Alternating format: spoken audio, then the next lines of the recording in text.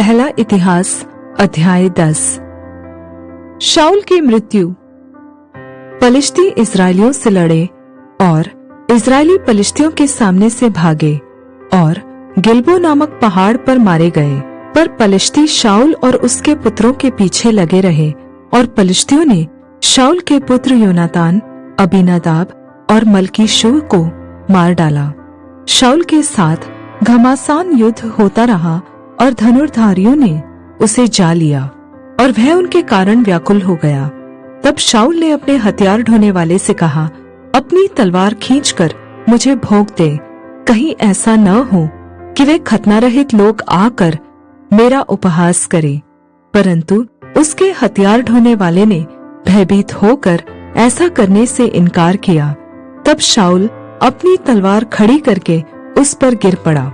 यह देखकर कि शाऊल मर गया है, उसका हथियार ढोने वाला अपनी तलवार पर आप गिरकर मर गया। इस तरह शाऊल और उसके तीनों पुत्र और उसके घराने के सब लोग एक संग मर गए।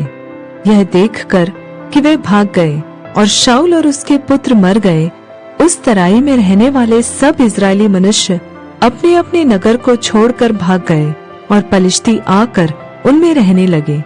दूसरे दिन जब पलिश्ती मारे हुओं के माल को लूटने आए, तब उनको शाऊल और उसके पुत्र गिलबो पहाड़ पर पड़े हुए मिले। तब उन्होंने उसके वस्त्रों को उतार उसका सिर और हथियार ले लिया और पलिश्तियों के देश के सब स्थानों में दूतों को इसलिए भेजा कि उनके देवताओं और साधारण लोगों में यह शुभ समाचार देते जाए।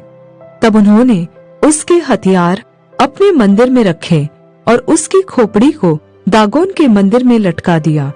जब गिलाद के याबेश के सब लोगों ने सुना कि पलिश्तियों ने शाऊल के साथ क्या-क्या किया है, तब सब शूरवीर चले और शाऊल और उसके पुत्रों के शवों को उठाकर याबेश में ले आए और उनकी हड्डियों को याबेश में एक बांज वृक्ष के तले गाड़ दिया और 7 दिन तक उपवास किया। इस तरह शाऊल उस विश्वासघात के कारण मर गया जो उसने यहोवा से किया था, क्योंकि उसने यहोवा का वचन टाल दिया था।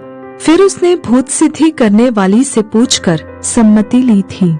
उसने यहोवा से न पूछा था, इसलिए यहोवा ने उसे मारकर राज्य को यिशै के पुत्र दाऊद को दे दिया।